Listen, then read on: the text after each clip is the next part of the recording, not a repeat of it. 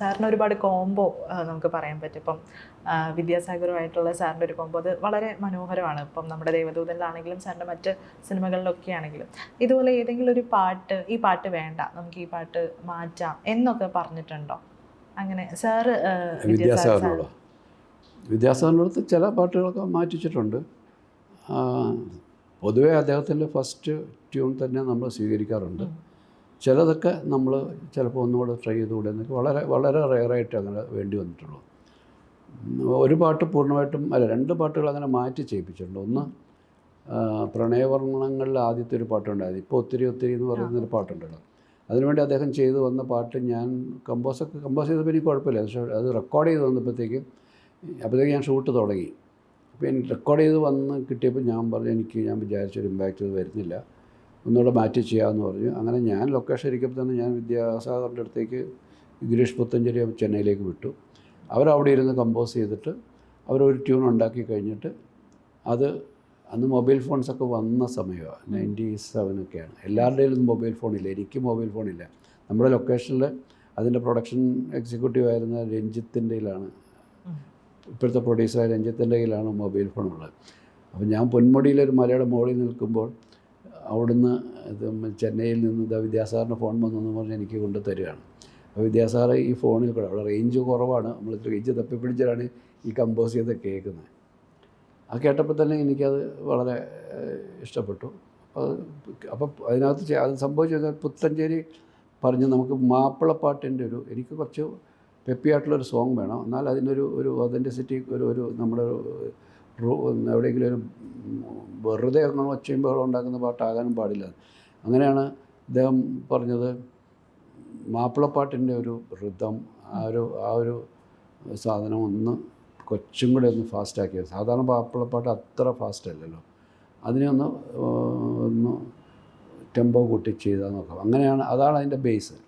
അങ്ങനെ ഉണ്ടായതാണ്. അതാണ് പിന്നെ ഒത്തിരി വന്നത്. നമ്മൾ പാടി കേൾക്കുമ്പോൾ പിന്നെ ഇങ്ങനെ ചിന്തിച്ച് നോക്കുമ്പോൾ അതിനകത്ത് അതിൻ്റെ ഫ്ലേവർ കിടക്കുന്നത് കാണും, ഈ മാപ്പിളപ്പാട്ടിൻ്റെ ഫ്ലേവർ കിടക്കുന്നത് മനസ്സിലാവും.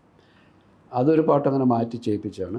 രണ്ടാമതൊരെണ്ണം ചെയ്തത് ഈ ഒന്ന് പെട്ടെന്നുണ്ടായ ഒരു ട്യൂണാണ്, ലൊക്കേഷനിൽ വെച്ച് ഇതേപോലെ എഴുതി വന്നപ്പോൾ ഉണ്ടായതാണ്. സമറിൻ ബദേബിലെ ശിവശംഭോ എന്ന് പറയുന്ന പാട്ട്, കൺഫ്യൂഷൻ തീർക്കണ പാട്ട്.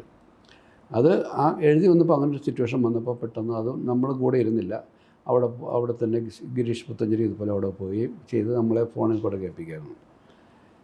പിന്നെ സമ്മറിൻ ബദ്രഹം എന്ന് പറയുന്നൊരു കോറസ് ലാസ്റ്റ് വരുന്ന പാട്ടുണ്ട്. അതും നമ്മളെ പ്രസൻസ് ഇല്ലാതെ ചെയ്ത് നമ്മളെ കേൾപ്പിക്കുകയും അങ്ങനെ തീരുമാനിക്കുന്നത്. അല്ലാതെ ബാക്കിയെല്ലാം അദ്ദേഹം ചെയ്യുന്നതെല്ലാം നമ്മൾ കൃത്യമായിട്ടും നമുക്ക് ഓക്കെ ആയത്. പിന്നെ ഈ പൂവേ പൂവേ എന്ന് പറയുന്ന പാട്ട് ഞാൻ സമ്മറിൻ ബദ്രഹം തമിഴിൽ ചെയ്യാനായിട്ട്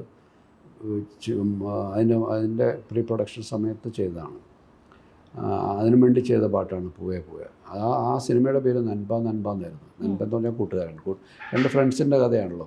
ആ തമിഴ് പേര് നൻപ എന്നായിരുന്നു. അപ്പോൾ ആ പാട്ട് തുടങ്ങുന്നു നൻപ. ഈ പൂവേ പൂവയ്ക്ക് പോലെ നൻപ എന്നുള്ള വാക്കുകളായിരുന്നു. അത് വൈരമുത്ത് എഴുതിയതാണ്. അത് പിന്നെ ഇതിലേക്ക് എടുക്കാമെന്ന് ഞാൻ തന്നെയാണ് നിർദ്ദേശിച്ചത്. അതേപോലെ തന്നെ ഞാൻ തമിഴിലേക്ക് വേണ്ടി ചെയ്ത വേറൊരു പാട്ട്, അത് സമ്മറിന് വേണ്ടി തന്നെ തമിഴ് സമ്മറിന് വേണ്ടി ചെയ്ത പാട്ടാണ്. അത് മഴയ്ക്കാറ്റ് ബന്ധു തമിഴ് പേസുമാന്നും പറഞ്ഞിട്ട്, അതും വൈരമുത്ത് എഴുതിയ വിദ്യാസാഗറിൻ്റെ. അതാണ് പിന്നീട് മലയാളത്തിലേക്ക് ആ പാട്ട് തന്നെ ഉപയോഗിച്ച് സമ്മറിൽ ഒരു രാത്രി കൂടി. ഒരുപാട് ഡൗട്ടുള്ളതാണ് ഈ സമ്മറിൻ ബദലയും വീണ്ടും ഇതിൻ്റെ ഒരു സെക്കൻഡ് പാർട്ട് ഉണ്ടാകുമോ എന്നുള്ളത്. അപ്പം എന്താണ് അതിൻ്റെ ഒരു സെക്കൻഡ് പാർട്ട് ഉണ്ടാകുമോ, സാറിന് എന്താണ് പറയാനുള്ളത്?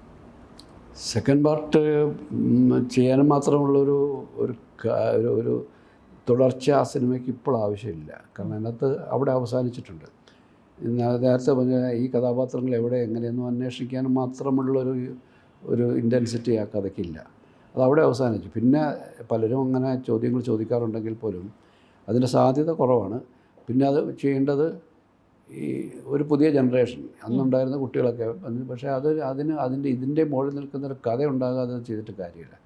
ഒരു തുടർച്ചയായിരിക്കത്തില്ല, പക്ഷേ ആ ഫീൽഡിലുള്ള ഒരു സിനിമ ഉണ്ടാകണം. പക്ഷേ അതിന് അത്രമാത്രം രസകരമായ അതിൻ്റെ മുകളിൽ നിൽക്കുന്നൊരു കഥ ഉണ്ടാകണം. അതില്ലെങ്കിൽ ആ കമ്പാരിസൺ വരുമ്പോൾ ചിലപ്പം അത് സെറ്റ് ബാക്ക് ആവും.